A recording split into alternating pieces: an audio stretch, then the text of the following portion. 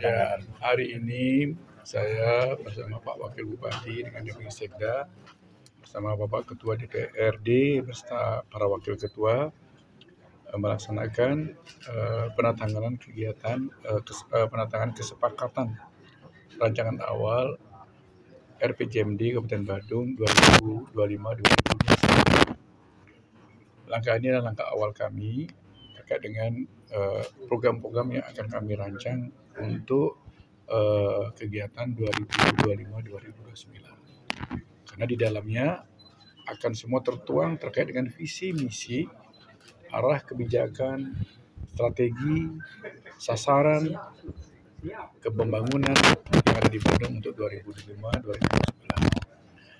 Di samping itu juga RPJMD akan menjadi menjadi pedoman, menjadi guidance terkait dengan kita akan membuat rancangan perubahan RKPD Kabupaten Badung 2025 terkait dengan penyusunan perubahan APBD 2025, termasuk juga ini merupakan satu guidance dalam rangka kita menyusun RKPD 2026 yang akan menjadi dasar kita dalam penyusunan APBD 2026.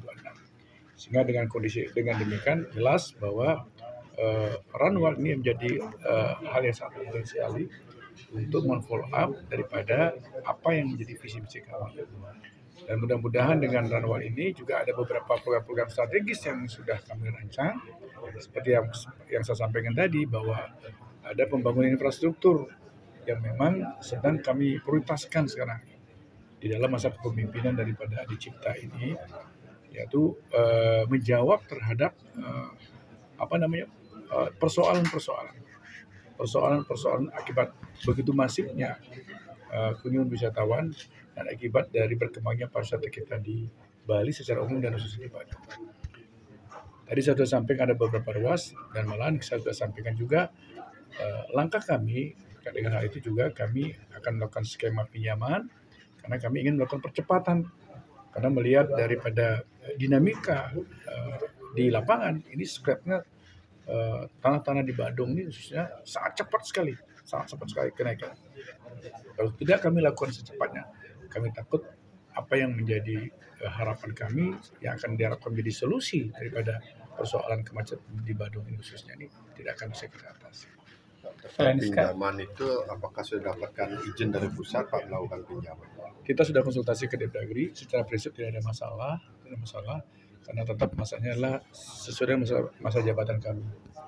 Jadi tidak ada masalah, dan sekarang tinggal kami secara administratif sedang ada pembahasan termasuk dengan pihak bank, pihak kreditur bank yang sekaligus kelihatannya akan melakukan sindikasi. Kan tidak akan mungkin hanya bank BPD, tapi ada beberapa bank yang akan ikut di dalamnya. Jadi polanya bukan ke yang sebelumnya nih, Pak ya, berubah ke bank BPD ya pinjamannya? Ya, artinya begini, ini kan salah satu alternatif. Sementara yang saya lihat ini kelihatan yang lebih mendekati, tapi tidak untuk kemungkinan kalau seandainya bagaimana ke PT SME juga, termasuk ke pihak lain kan dimungkinkan beregulasi. Berarti terkait pinjaman ini kan muncul di masyarakat khususnya di media sosial, kenapa pemerintah Kabupaten Badung justru meminjam uang sementara Badung sendiri kaya gitu. Muncul di media sosial. Kalau pengertian kaya itu kan relatif. Kalau kaya terus disandingkan dengan kebutuhan kita kan. Kalau mau jujur sekarang kebutuhan kita untuk infrastruktur mendekati 10 triliun. Kalau mau jujur, tapi kan tidak mungkin kami bisa lakukan. Dan dengan kondisi itulah kami berstrategi bahwa kami harus cepat lakukan ini. Karena apa? Satu, kami mengejar jangan agar tanah naik, gitu. Nanti valuasinya tambah tinggi lagi, kan berat kami. Nah, oleh karena itulah maka kami berusaha secepatnya. Kalau boleh dibilang kan kami ini baru pertama kali kami merancang anggaran menyusun APBD. Pasangan Adi Cipta ini langsung kebut dan Astungkara kalau ini sudah berhasil 2026 persoalan di GWK dan udah tuntas. 2026 udah tuntas. Arti 2026 akhir. Termasuk yang di Mualla seperti yang saya sampaikan. Karena nanti rencana kita untuk yang di selatan yang merupakan pusat pariwisata yang ternyata pusat kemacetan ada di GWK dan Nirmala solusinya adalah kita sedang merancang membuat lingkar barat. Lingkar barat itu estimasi kita mungkin tadinya awalnya 2027 baru konstruksi. Ini 2026 kemungkinan. Astung Karo ini kalau ini berhasil tahapan-tahapan ini kan sedang berproses. Termasuk juga kita tidak ngambil di sana aja, malah kita sedang membuat keluaran kecak orangutan kecak dari Uluwatu yang menjadi kontribusi terhadap kemacetan ini. Maka kita akan buat jalan lagi ke timur dari Uluwatu itu menuju Sapaya, menuju Melasti, menuju Lingkar Selatan. Lingkar Selatan sehingga nanti harap kita di sepanjang GWK itu tidak akan terlalu masif seperti itu. Makanya nanti kami juga sedang memikirkan untuk membuat jalan dari Lingkar Selatan menuju tol Bali Mandara. Sehingga nanti ada jalan bebas hambatan berbayar mungkin yang akan kita lakukan dan itu dimiliki oleh Bandung. Mudah-mudahan itu bisa kita lakukan. Jumlah pinjamannya berapa rencananya, Pak? Kita sih kan ada hitung-hitungannya. Sementara kalau setelah set tadi itu kelihatannya antara 2,8 sampai 3 T. Kemudian untuk mekanisme pengembaliannya seperti apa, Pak? Ya nanti mekanisme pengembaliannya kan kita dari PAD dan saya coba mendorong juga dengan kebijakan emak nanti dari dividen kita sekarang kan 260 sekian, dari rencana kita akan tambah lagi penyitaan modal dan setiap tahun untuk mengejar 1,8 triliun sebagaimana komitmen dan kelihatannya kita tinggal lagi 500 sekian miliar.